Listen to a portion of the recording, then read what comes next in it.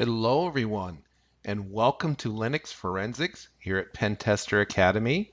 In this video, we're going to show you how you can find things that are out of place. It's been a long journey so far. I think this is around video 50 in this series. We've done a lot of theoretical stuff recently, looking at the big picture of how disks are laid out, and today I'm going to show you how you can get some of the fruits of that knowledge, how you can apply your understanding of how things should be in order to find out if things are kind of out of place. So let's get started. I'm going to start by mounting my image. So I will use my mount image pi, and my image is going to be media, Phil, Toshiba, disk images, 2015 39 IMG. Go ahead and mount that. And you can see it brought up this guy.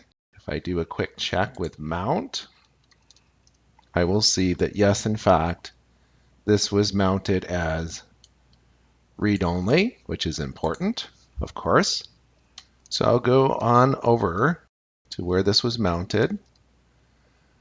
And let's start with the most important things. So if I'm going to break into your system, compromise your system, and do something bad, I will probably try to alter things in the bin directory and the sbin directory. There are other places that things might get modified, but this is a good first place to look. So in order to see if things have been changed, I can very easily look at what inodes were used for certain files. Now remember, the inode is the collector of the metadata. It has everything about the file except its name. We'll talk about how that's stored exactly in a future video. But for now, we know that the inode is sort of the king, and it's one of the most important pieces in this whole picture. So if I do an ls on my bin directory, and if I just do the normal ls, it will give me kind of standard information. And of course, you probably are familiar with the A flag to show everything. So I will go ahead and say A, please show me hidden files, L for a long listing. And this might be a new flag for you. It's the I flag for please show me the inodes. So I can say ls-ali, if that helps you remember it, for bin. And I also want to sort it by the inode number. So I will pipe this to sort-n for numeric sorting. And I will get something kind of like this.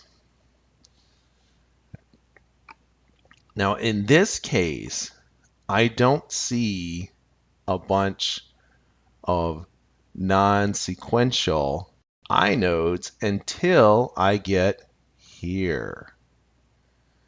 And check this out.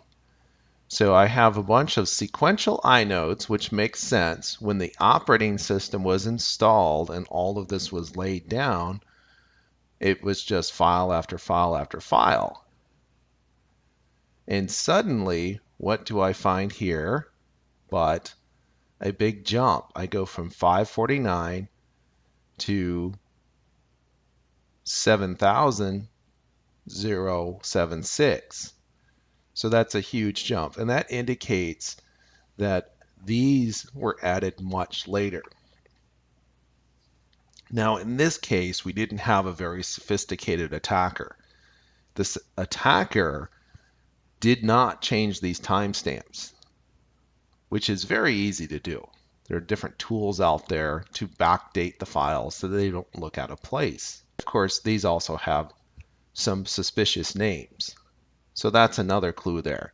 I mean, they could have done certain things to hide this a little bit better, but they didn't. Let me do the same thing on my sbin directory. And here I see that there's nothing strange. It's all sequential, even to the very bottom. So I feel better about that. All right, another quick thing that you can do. You can also do an ls and sort your files by size. So I can do an ls dash ali, and I'm also going to add a capital R for recursive in case there's any subdirectories. Dash dash sort equals size, and I'll run this on bin. And to make my life easy, I'm going to pipe this to more. All right, so what do we notice? Here's what we notice. I have BusyBox, which is pretty large, and then I have bash, which is also kind of large-ish. And what comes next? Well, this is very suspicious. I have false, which the only job of false is to just return false. And yet, this program is very large and is in fact the exact same size as bash and has a date that it was modified around the time of this compromise. So again, this user was not extremely sophisticated and he didn't change the timestamps.